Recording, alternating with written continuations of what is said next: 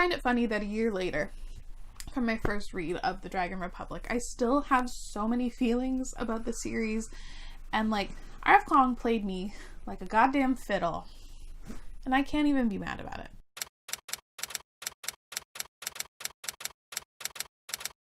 So it wouldn't be an overreaction to say that I'm mildly obsessed with the Poppy War series by R.F. Kuang, and it would behoove me not to discuss it one more time before the release of The Burning God. So that's what we're doing today. I'm going to discuss thoughts, feelings, updates, maybe some crackpot predictions of the Poppy War series. I've been obsessed with this series for years. I've loved it. I have spoilery reviews for both of them. So if you're interested, or you need to like possibly jog your memory a little bit for what goes on, I will leave them linked down below. But I recently did a reread of the Poppy War series in preparation for The Burning God that's coming out, I think at the time of me posting this video, like we've got 2.5 weeks left. And I have a couple of things or thoughts that have changed a little bit that I want to discuss and sort of update my feelings on. Obviously, I still love the series, but I think there's more and more to appreciate upon reread. Possibly pitch you on why I think you should read the Poppy War series. If you're a fan of adult SFF, I think you should definitely give the series a try. It tackles so many really interesting and important topics in a fantasy landscape, and I just think everything is so well done. The Poppy War follows Rin, who is a war orphan and basically taken in by this really terrible family, and she knows her only way out is to pass this really incredibly difficult test called the Kaju. She quickly realizes that she has maybe bit off a little bit more than she can chew, and that there are forces set up determined to make her fail. All the while, her country is on the brink of war, and she finds herself kind of at the center of it. But the thing that struck me the most upon this reread is how well R.F. Kuang has gone and written this series. The arcs in here are fantastic. The character arcs, like just the way things are written and the way things go, top tier. And all of her themes, again, I'm always going to come back to these because thematically speaking, I think she's a master at her craft. She tackles such stuff such as like colorism, colonialism, racism, classism, and crazy amounts of discussions and thoughts behind power and like who wields power when they have it. This shit is good, and it's explored through a very, very morally gray / possibly villain, like you could argue either or, character. I know a lot of people don't like Rin. She's our main character because she is power hungry, but I love her as a person. It's terrible to say that I love her. You can so clearly see where she starts to where she ends up, and we don't even have the finale yet, but like how her experiences and lack of opportunity have shaped and morphed her, and like it's just so good. I also think the plot is just super, super well done. I'm not going to say I like the plot because where the story goes is very difficult.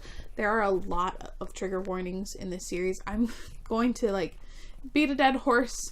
I know everyone mentions this, but please, if you are at all sensitive to very gruesome things, look up the trigger warnings because there's a lot going on in this series, and there are specific instances that are just like so difficult to read that have been like pulled from history, so it's very, very heavy. So I love everything about this story. I really think you should read it, and now I'm going to discuss some of the things that I guess I've changed my mind upon a little bit upon reread, and I don't think this is going to be spoilery. It might though, but I will warn you. Upon my first reads, I think I had said that the Poppy War was my favorite of the two. I actually rewatched my Dragon Republic discussion, and in the comments I had mentioned that the Poppy War was my favorite. That has utterly changed. I think the Dragon Republic takes everything that was great about the Poppy War and just expands upon it. The world building is bigger and better than ever. The magic and exploration of that, bigger and better than ever. Character arcs and the way characters go, heartbreaking, but still such an improvement. R.F. Kuang, like, I think she wrote The Poppy War when she was 19, and I still think it's amazing, but this is clearly the depiction of a, like, more developed writer, which just makes me so excited for The Burning God, and then subsequent works from R.F. Kuang. I am actually going to get into spoilers, so if you haven't read the series, peace out, thanks for watching. But, I was so naive reading this series the first time, and upon reread, I've learned a lot. Namely, Neja is a straight up bitch. He's a bitch baby from start to finish. I cannot stand him, and I also cannot stand the fact that I was so deeply invested in a relationship that was clearly doomed. But R.F. Kuang would go and stick little bits of things that would make me feel such things between Rin and Neja, and the fact that they're basically probably going to kill each other hurts my soul. But honestly, Neja is such a bitch baby, and like, not to diminish the fact that we know that he's in chronic pain, but the fact that he like refuses ever to stand up to his family or do anything of import except for stab Rin in the back, but then also save her life, like, it just, upon reread, I also was really struck by the relationship of Kitai and Rin. Their relationship I always loved. I always liked the balance between them. Like, Kitai, the crazy smart kid who's kind of an idealist, and you see that break down, but he's still ultimately like really good. And then Rin, who's literally like blow everything up and ask questions later. Their friendship, I think, is like the cornerstone of this series. Like, the way they come together and manage to work together and literally become each other's anchors. Like, it's so powerful and struck me so well, and I love them so much, which makes me nervous for their future. Also, something that struck me upon reread was I actually really not enjoyed, but I liked the depiction of war. I also said in the Dragon Republic, my review, that I was nervous when reading it because it got very, very heavily militaristic. And while I still don't love like just exclusively military stories, I really like the way R.F. Kuang goes about depicting the war and the motivations behind the war. Alright, now we're going to get into the ridiculous ideas that I have that might possibly happen for the Burning God. Where we leave off in the Dragon Republic not only has me nervous, but also has me like utterly confused as to what they are going to do like next or go to accomplish. Obviously the plan is to build their own army, but they're basically facing like a war on 3 fronts, and I have no idea how they're going to succeed. So I think because the situation is utterly impossible, they're going to be very unlikely allies. I think Rin is going to have to work with Daji, who's insane. She also might possibly have to ally with the Muganese people. Like, that's just what I'm thinking, which is wild to me. But like, also, we kind of find out that it was Hesperia that's at fault for the whole bit of the war, so maybe there's like a bit of leeway. I don't know. Would that be wild, seeing as Rin committed an incredible huge amount of genocide against them? Yeah, but I think it's possible. I think Rin would do anything, honestly, to like destroy Hesperia and also get revenge on Neja. I'm utterly convinced that Rin is not going to survive the end of this series. I just don't know how R.F. Kuang would go about doing it. Be very interesting though to see how she would go about having Rin survive, but I think it's unlikely. I do think Rin is going to die.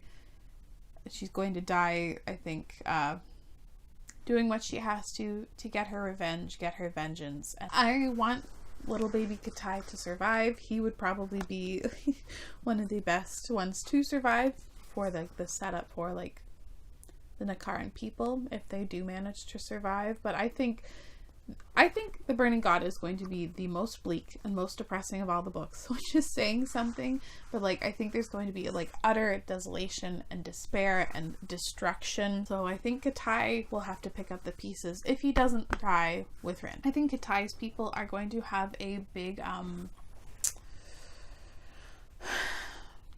part in this story, or a big part to play, especially with Rin's Rin's master Jiang coming back. I think they're going to be a big player in their war, especially like, I think it's the Catraids versus the Naimads. I think they're going to possibly shift the landscape of the war, especially because they are so like tuned into the gods.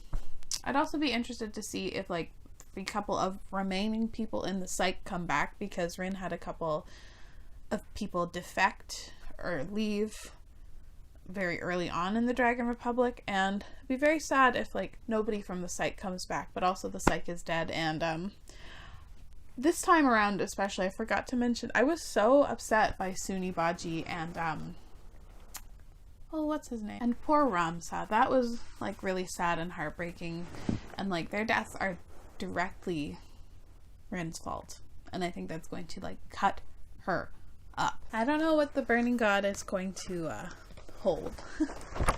I am so excited and thrilled that it's going to be in my hands very, very soon. Also kind of bummed me out because I don't have really any finale that I'm like super looking forward to like in the next coming months. I think the closest thing would be the sequel to, or the final book, Jade Legacy. I still haven't read Jade War, although I'm excited to do that too. This is a tangent that's unrelated, but there's something really fun and exciting and also very deeply annoying about being excited about the finale and like the lead up to it and that sort of anticipation. And yeah, my two books that I was so dying for, they're both, the finales are, well, one is already out, the other one's almost out, and that's also kind of a bummer. That's a fun note to end this on. Anyway, let me know down in the comments below what you think of the Poppy War series. If you have read The Burning God, please, for the love of God, I hope you didn't watch this video, and don't leave any spoilers in the comments because I will fully cry. But as always, thank you so much for watching. I really appreciate it, and I will see you again very soon. Bye!